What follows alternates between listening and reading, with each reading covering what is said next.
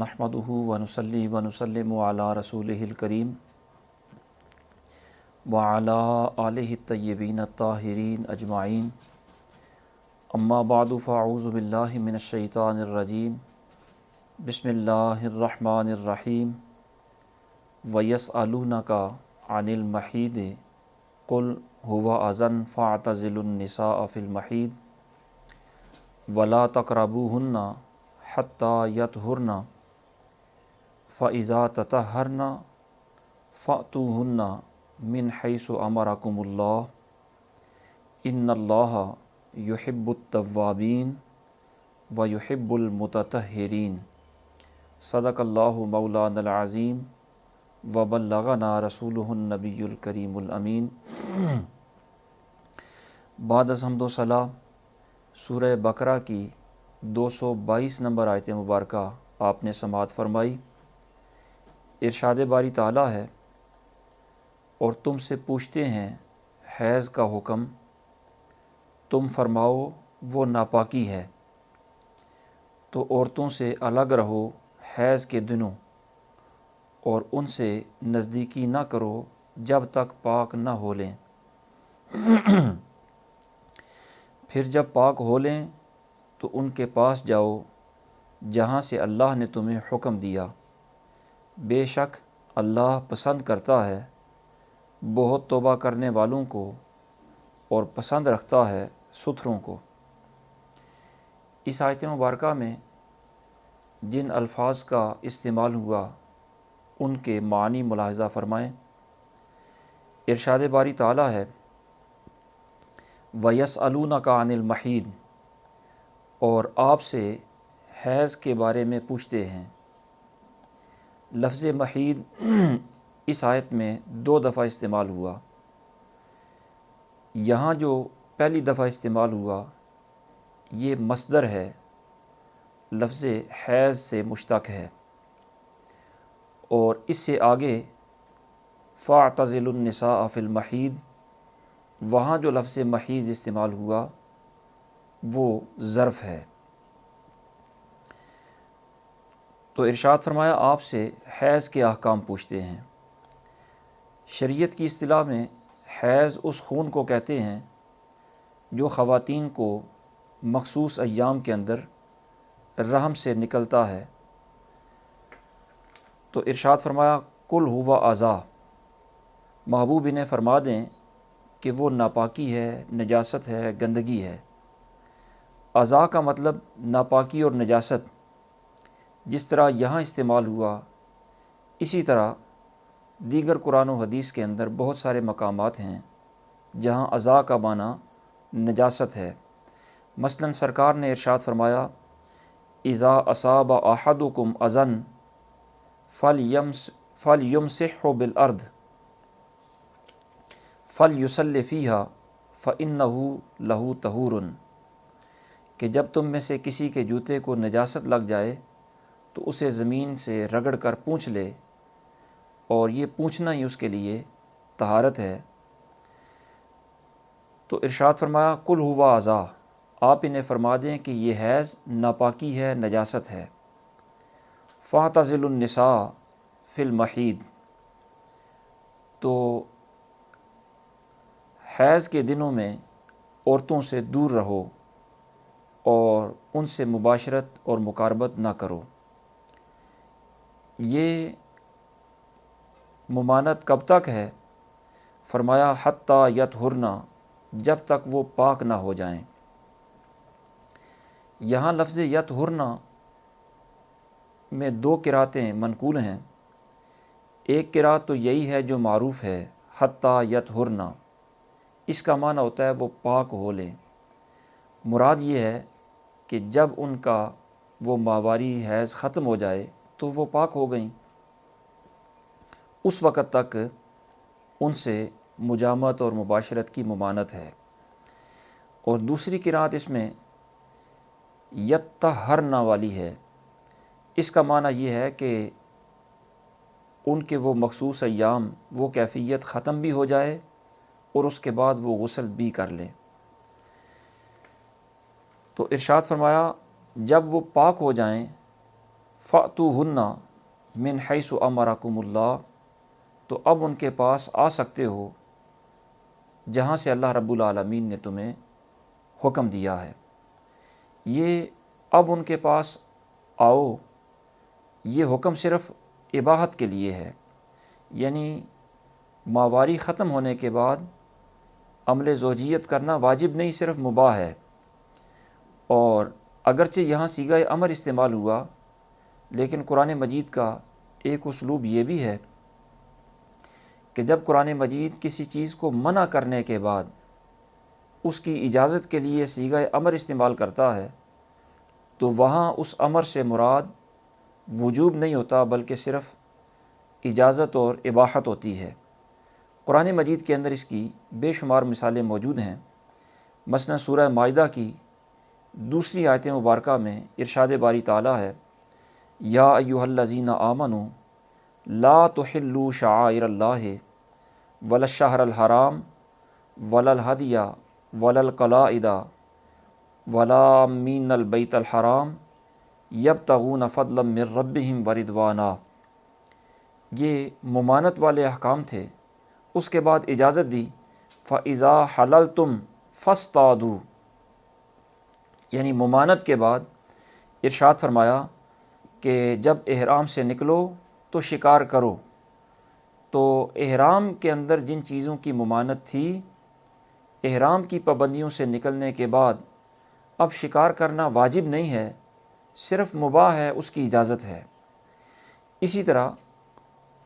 سورہ جمعہ کی 10ویں آیت مبارکہ میں ارشاد فرمایا، فَإِذَا قُضِيَتِ الصَّلَاةُ فَانتَشِرُوا فِي الْأَرْضِ وَابْتَغُوا مِنْ فَضْلِ اللَّهِ، کہ جب جمعہ ہو چکے تو جمعہ کے دوران تو ظاہر ہے کام کاج کرنا، کاروبار تجارت کرنا اور دیگر معاملات میں مصروف رہنا یہ ممنوع ہے۔ تو اس ممانت کے بعد جب جمعہ ہو چکے تو ارشاد فرمایا فَانتَشِرُوا فِي الْأَرْضِ، زمین میں پھیل جاؤ۔ یہاں زمین میں پھیلنے کا حکم بھی صرف اباحت کے لیے ہے، ورنہ اگر کوئی جمعہ کے بعد بھی مسجد میں بیٹھا رہے تو یہ بڑی فضیلت کا باعث ہے۔ تو عرض کرنے کا مقصد یہ ہے کہ قرآن مجید جب ارشاد فرماتا ہے کہ ان ایام میں عورتوں سے دور رہو اور جب وہ پاک ہو جائیں تو اب ان کے پاس آؤ، یہاں آنے کا جو حکم ہے یہ صرف اباحت کے لیے ہی ہے۔ اس آیت کریمہ کے ضمن میں مفسرین نے دو اس کے شان نزول بیان فرمائے ہیں۔ ایک اس کا شان نزول یہ ہے کہ عرب کے جو یہودی تھے وہ ایام حیض میں عورتوں سے بہت زیادہ نفرت کرتے تھے، ان سے کھانا پینا بھی جدا کر لیتے، اپنے مکان بھی ان سے علیحدہ، رہائشیں بھی جدا کر لیتے، اور انہیں اپنے مکانوں میں بھی برداشت نہیں کرتے تھے، ان سے گفتگو تک نہیں کرتے تھے، حتیٰ کہ انہیں دیکھنے سے بھی اجتناب کرتے تھے۔ جب عرب کے یہودی یہ طرز عمل اختیار کرتے تو ان کے زیر اثر دیگر اہل عرب میں بھی یہی رسمیں رواج پا چکی تھیں۔ تو حضرت سیدنا ثابت بن دحداح صحابی رسول ہیں رضی اللہ تعالی عنہ، انہوں نے اور دیگر صحابہ اکرام نے بارگاہ رسالت میں عرض کی، یا رسول اللہ، ہمارے لیے تو ایسا کرنا دشوار ہے، ہمیں تو اسلام حسن سلوک کا حکم دیتا ہے، اور خاص طور پر اگر انہیں گھروں سے جدا ہی کریں تو سردیوں کے اندر تو بہت زیادہ مشکل پیدا ہو جاتی ہے، تو ہمارے لیے کیا حکم ہے؟ تو ان کی اس درخواست پر اللہ رب العالمین نے یہ آیت مبارکہ نازل فرمائی اور ارشاد فرمایا کہ ان مخصوص ایام کے اندر صرف مباشرت اور مجامعت کی ممانت ہے، باقی کسی شے کی ممانت نہیں ہے، اور یہودیوں کا یہ طرز عمل بے جا ہے۔ دوسرا، یہودیوں کے طرز عمل کے برعکس عیسائیوں کا معمول یہ تھا کہ وہ ان مخصوص ایام کے اندر بھی اپنی خواتین اور اپنی بیویوں سے مباشرت کر لیتے تھے۔ اس سلسلے میں حضرت سیدنا اسید بن حضر اور عباد بن بشر رضی اللہ تعالی عنہما، ان دونوں صحابہ نے سرکار سے پوچھا یا رسول اللہ، عیسائیوں کا یہ جو عمل ہے اس بارے میں ہمارا دین ہمیں کیا کہتا ہے؟ تو سرکار دو عالم صلی اللہ تعالیٰ علیہ وسلم نے انہیں تنبیہ فرمائی، اور سرکار نے اپنے غلاموں کو، اہل اسلام کو، یہودیوں اور عیسائیوں کی افراط و تفریط سے منع کر کے درمیانی راستہ بتایا، اور فرمایا کہ ان ایام حیض میں مباشرت منع ہے، یعنی عیسائیوں کے طرز عمل کو نہیں اختیار کرنا، اور باقی حسن سلوک سارے کے سارے کرنے ہیں، یعنی یہودیوں کے طرز عمل کو بھی نہیں اختیار کرنا۔ اس آیت مبارکہ کے ضمن میں جن مسائل شرعیہ کا مفسرین نے استخراج فرمایا، ان میں سے ایک مسئلہ تو یہ ہے کہ یہاں ارشاد فرمایا کہ آپ سے حیض کے بارے میں پوچھتے ہیں، تو یہ حیض کیا ہوتا ہے؟ اس کی مختصر سی وضاحت تو عرض کر دی گئی کہ ہر بالغ خاتون کو اگر کوئی عذر بیماری نہ ہو تو رحم سے ایک خون خارج ہوتا ہے شرمگاہ کے ذریعے، اس کو حیض کہا جاتا ہے، اور عورت کو 3 قسم کے خون جاری ہوتے ہیں۔ ایک تو یہی حیض ہے جو تقریباً ہر ماہ جاری ہوتا ہے، اسی لیے اس کو ماہواری کہا جاتا ہے۔ یہ خون بدبودار ہوتا ہے اور اس کا رنگ سرخ، پیلا، سیاہ اور مٹیالہ یہ ہو سکتا ہے۔ دوسرا جو خون جاری ہوتا ہے وہ نفاس ہے۔ یہ وہ خون ہوتا ہے جو بچے کی پیدائش کے بعد جاری ہوتا ہے۔ اور تیسرا خون استحاضہ ہوتا ہے۔ یہ خون کسی رگ کے پھٹ جانے کی وجہ سے، متاثر ہونے کی وجہ سے جاری ہوتا ہے، یعنی یہ خون رحم سے نہیں آتا، جبکہ حیض اور نفاس کا خون رحم سے جاری ہوتا ہے۔ اور حیض کی کم از کم مدت 3 دن ہوتی ہے، اور اس کی زیادہ سے زیادہ خون جاری رہنے کی مدت 10 دن ہوتی ہے، خواہ یہ تسلسل کے ساتھ جاری رہے یا تھوڑا تھوڑا کر کے جاری ہو۔ اس کی مدت کم از کم 3 دن اور زیادہ سے زیادہ 10 دن ہے، اور یہ تعیین، مدت کا تعین خود نبی پاک صلی اللہ تعالیٰ علیہ وسلم نے فرمایا ہے۔ سرکار نے فرمایا اقل الحیض ثلاث و اکثرہ عشرۃ، کہ حیض کے کم از کم 3 دن ہوتے ہیں اور زیادہ سے زیادہ 10 دن ہوتے ہیں۔ اور ان ایام کے اندر اگر کچھ وقت کے لیے خون کا تسلسل رک جائے، خون جاری ہونا ختم ہو جائے، تو بھی وہ تسلسل کا رکنا، بے شک وہ وقت پاکی کی حالت میں گزرتا ہے، لیکن اس پاکی کو طہر متخلل کہا جاتا ہے۔ اور یہ جو طہر ہوتا ہے، جو حیض کے ایام کے اندر ہوتا ہے، اس کا حکم بھی حیض والا ہی ہوتا ہے، اس کو پاکی شمار نہیں کیا جاتا۔ اور نفاس جو ہوتا ہے، جو بچے کی پیدائش کے بعد جاری ہوتا ہے، اس کا حکم اور حیض کا حکم دونوں کا حکم ایک ہی ہوتا ہے، اور ان میں فرق یہ ہوتا ہے کہ حیض کی کم از کم مدت متعین ہے کہ وہ 3 دن ہوگا، اور زیادہ سے زیادہ مدت بھی مقرر ہے کہ وہ 10 دن ہوگا، جبکہ نفاس کی کم از کم مدت متعین نہیں، اور زیادہ سے زیادہ مدت اس کی متعین ہے، اور وہ 40 دن ہے۔ یعنی بچے کی پیدائش کے بعد اگر کچھ لمحے بعد بھی خون جاری ہونا بند ہو گیا تو نفاس ختم ہو گیا،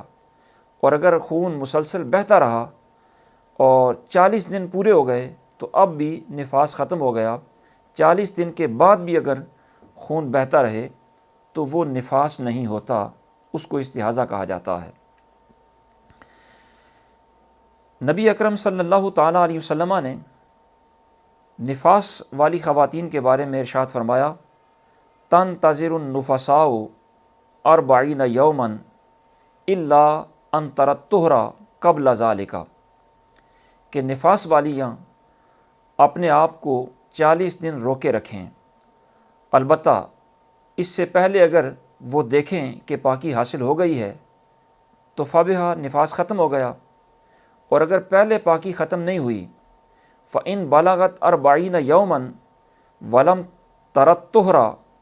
فَلْتَغْتَسِلْ وَهِيَ بِمَنْزِلَةِ الْمُسْتَحَاضَةِ، اور اگر 40 دن کے بعد بھی خون مسلسل جاری ہے تو وہ غسل کر کے اپنے پاکی والے سارے معاملات انجام دیں۔ اب جو خون جاری ہے وہ نفاس کا نہیں ہے، بلکہ اب وہ خون استحاضہ کا خون ہے، اور نفاس میں آپ نے سماعت فرما لیا کہ 40 دن سے زیادہ اگر خون جاری ہو تو وہ استحاضہ ہے، اور ماہواری میں اگر 10 دن سے زیادہ ہو یا 3 دن سے کم ہو تو وہ بھی استحاضہ ہے۔ اب جن خواتین کو یہ استحاضہ کا خون جاری ہو ان کا شریعت میں حکم کیا ہوتا ہے؟ استحاضہ کا حکم یہ ہوتا ہے کہ یہ خاتون معذور کے حکم میں ہوتی ہے، یعنی ان کے لیے شریعت کا یہ حکم ہے کہ یہ نماز روزہ تو کریں گی، لیکن ہر نماز سے پہلے تازہ وضو کرے اور وضو کر کے نماز کرے، اور اسی وضو کے ساتھ جب تک اس نماز کا وقت باقی ہے، مثلا ظہر کے لیے جو وضو کیا، جب تک ظہر کا وقت ہے، اس عذر کی وجہ سے اس کا وضو ختم نہیں ہوگا، کوئی اور عذر لاحق ہو، یعنی اس نے قضاء حاجت کیا یا کوئی اور عذر لاحق ہو تو اس عذر کی وجہ سے تو وضو ختم ہو جائے گا، لیکن اس خون کے جاری رہنے کی وجہ سے جب تک ظہر کا وقت باقی رہے گا اس وقت تک وہ باوضو رہے گی۔ اس دوران وہ فرائض بھی پڑھ سکتی ہے، نوافل بھی پڑھ سکتی ہے، قرآن مجید کو چھو بھی سکتی ہے، تلاوت بھی کر سکتی ہے، بیت اللہ شریف کا طواف بھی کر سکتی ہے، اعتکاف بھی کر سکتی ہے، یعنی وہ سارے پاکی والے معاملات اس کے لیے جائز ہوں گے۔ نبی اکرم نور مجسم شفیع معظم صلی اللہ تعالیٰ علیہ وسلم کی خدمت میں ایک خاتون حاضر ہوئیں، اور ان کا نام فاطمہ رضی اللہ تعالیٰ عنہا تھا، فاطمہ بنت ابی حبیش۔ انہوں نے عرض کی، یا رسول اللہ، مجھے یہ استحاضہ کی بیماری ہے تو میں نماز چھوڑ سکتی ہوں؟ حضور نے فرمایا، نہیں، یہ وہ خون نہیں ہے جس کے لیے نماز چھوڑنے کی اجازت ہو، یہ رگ پھٹنے کی وجہ سے خون جاری ہوتا ہے، یعنی ایک بیماری ہوتی ہے، ایک عذر ہوتا ہے، تو اس عذر کی وجہ سے نماز چھوڑنے کی اجازت نہیں، نماز پڑھتی رہا کرو اگرچہ وہ خون جاری ہی رہے۔ اسی طرح اسی آیت کریمہ کے ضمن میں مفسرین نے یہ مسئلہ بھی اخذ فرمایا کہ قرآن مجید جب ارشاد فرماتا ہے فَاعْتَزِلُوا النِّسَاءَ فِي الْمَحِيضِ، کہ ان حیض کے دنوں میں اپنی عورتوں سے مباشرت نہ کرو، تو یہ منع ہے اور یہ سخت حرام ہے۔ اور مفسرین نے یہ بھی لکھا کہ اگر اس کیفیت میں کسی نے مباشرت کر لی تو خدشہ ہے کہ کہیں اولاد کوڑی پیدا نہ ہو، اس واسطے کہ ایک حدیث پاک میں یوں بھی آیا ہے، اتقوا النساء فی المحیض فإن الجزام یکون من اولاد الحیض، کہ حیض کی حالتوں میں عورتوں سے جماع نہ کیا کرو کیونکہ جزام حیض کی اولاد سے پیدا ہوتا ہے۔ اور اسی طرح اور بھی بہت ساری بیماریاں ہیں جو ان ایام میں مباشرت سے پیدا ہوتی ہیں، تو اس لیے اللہ رب العالمین نے اس سے منع فرمایا۔ اور اگر کسی شخص نے لا علمی میں، بے خبری میں ان ایام کے اندر مباشرت کر لی تو اسے اپنے گناہ سے توبہ اور استغفار کرنا چاہیے، اور ساتھ ہی صدقہ بھی دینا چاہیے۔ اور اس صدقہ کی تفصیل یہ ہے کہ اگر حیض کے آخری ایام میں ایسا ہوا تو 1 دینار کا 5واں حصہ کفارے کے طور پر وہ دے، اور اگر حیض کے وہ آخری ایام نہیں تھے بلکہ درمیانے حیض اس نے یہ غلطی کر بیٹھا تو وہ دینار کے 2/5 حصے، 2 خمس وہ کفارہ دے۔ یہ تو ہے اگر اس نے لا علمی میں، بے خبری میں ایسا کر دیا۔ تو اگر اس نے جان بوجھ کر ایسا کیا تو پھر اگر حیض کے آخری ایام تھے تو پھر نصف دینار وہ صدقہ دے گا، اور اگر وہ ابتدائی ایام تھے تو پورا 1 دینار وہ کفارے کے طور پر دے گا۔ اور یاد رکھیں کہ یہ جو 1 دینار یا دینار کا آدھا حصہ پتہ ہونے کے باوجود مباشرت کا کفارہ ہے اور اس کی توبہ اپنی جگہ پر اس نے کرنی ہے، اور لا علمی کے اندر جو 1 خمس اور 2 خمس ہے، تو دینار کا وزن کیا ہے؟ اہل علم نے، مفسرین نے یہ لکھا کہ دینار کا وزن 4.5 ماشے سونا، یعنی 4.36 گرام سونا ہوتا ہے۔ تو جو بندہ یہ غلطی کرے وہ حرام کا ارتکاب تو کر ہی رہا ہے، اس کے ذمے اب توبہ کے ساتھ ساتھ، استغفار کے ساتھ ساتھ یہ صدقہ دینا بھی اس پر مستحب ہے۔ اگر وہ دے تو فبہا، اور اگر توبہ ہی کر لے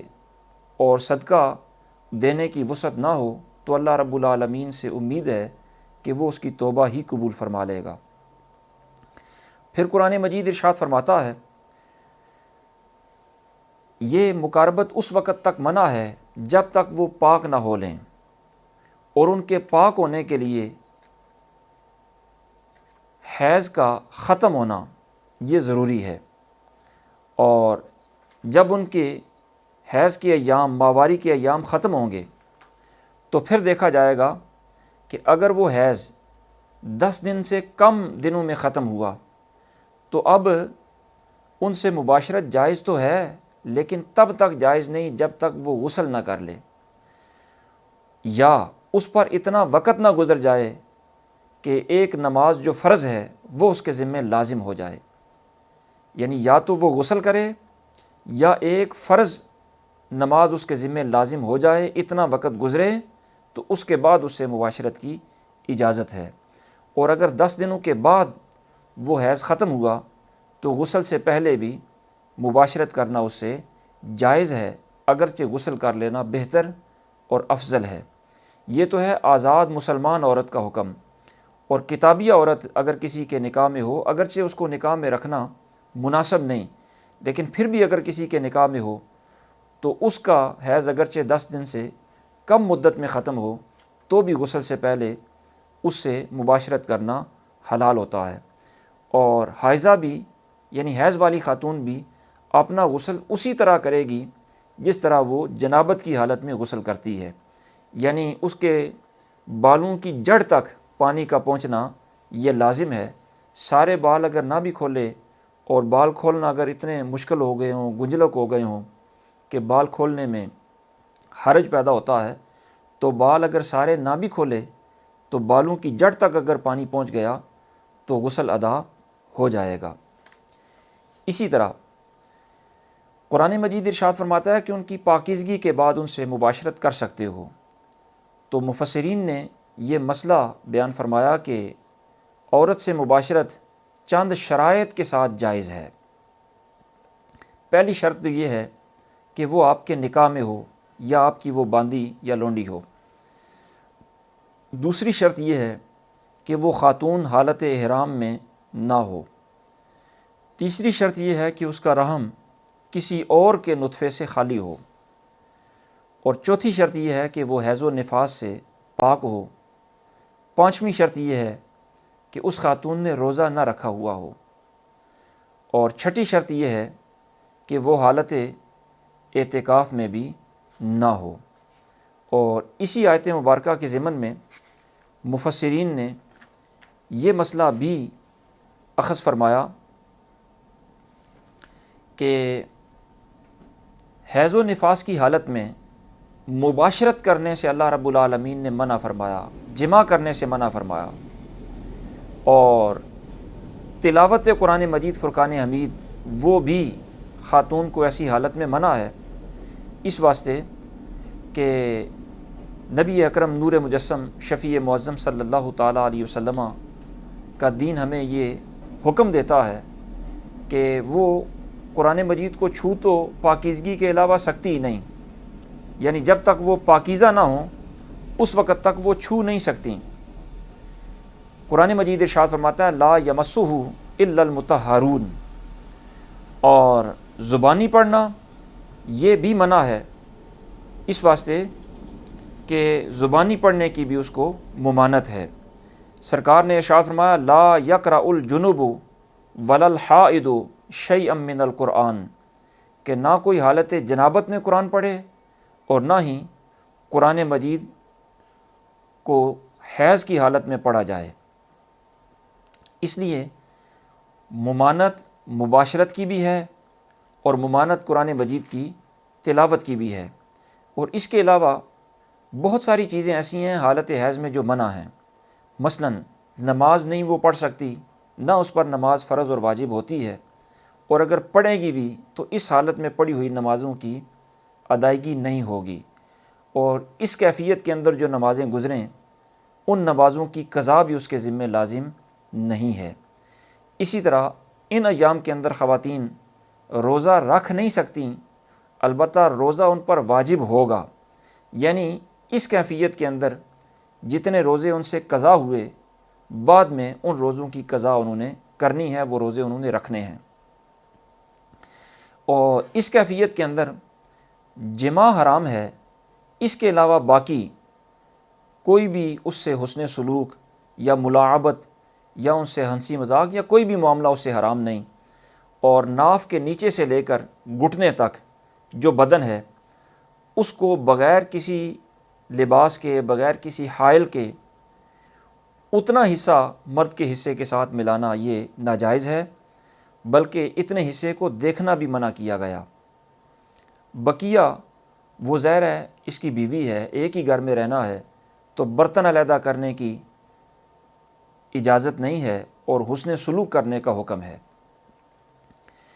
اور اس ماواری کے ایام میں طلاق دینا بھی منع کیا گیا، لیکن اگر کوئی دے تو وہ ہو جاتی ہے، اور طلاق دینے کا جو صحیح طریقہ بتایا گیا وہ ایسے پاکیزگی کی حالت میں دینے کا حکم دیا گیا جس میں مباشرت نہ کی ہو۔ تو ان ایام کے اندر طلاق دینا بھی منع ہے، لیکن اگر کوئی دے گا تو وہ ہو جائے گی۔ اسی طرح ان ایام کے اندر وہ خواتین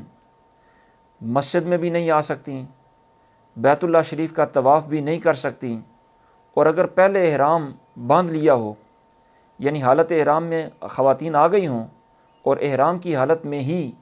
یہ ایام شروع ہو گئے، تو جب تک یہ ایام موجود ہیں اس وقت تک وہ طواف بیت اللہ نہیں کر سکتیں، بلکہ وہ طواف کو مؤخر کر دیں، اور اس مؤخر کرنے پر ان کو کوئی گناہ نہیں ہوگا۔ مسجد میں نہیں آ سکتیں، اعتکاف نہیں کر سکتیں ان کیفیات کے اندر، اور اگر پہلے سے اعتکاف کر رہی تھیں پھر یہ ایام شروع ہو جائے تو اعتکاف ختم ہو جائے گا، اور جس دن کے وقت اس کا وہ اعتکاف ختم ہوا اس دن کی قضا کرنا اس کے لیے واجب ہوگا۔ حضور سید عالم صلی اللہ تعالیٰ علیہ وسلم نے یہ چیزیں منع کی ہیں، اور ان چیزوں کے علاوہ باقی اس کے ہاتھ کی پکی ہوئی روٹی، اس کے ہاتھ کے دھلے ہوئے کپڑے، ان کے اندر کوئی قباحت نہیں ہوتی، اس واسطے کہ سرکار نے ارشاد فرمایا ان حیضہ کے لیست فی یدک، کہ یہ جو ماواری ہوتی ہے اس کی نجاست ہاتھ میں نہیں ہوتی۔ اور ایک موقع پر سرکار نے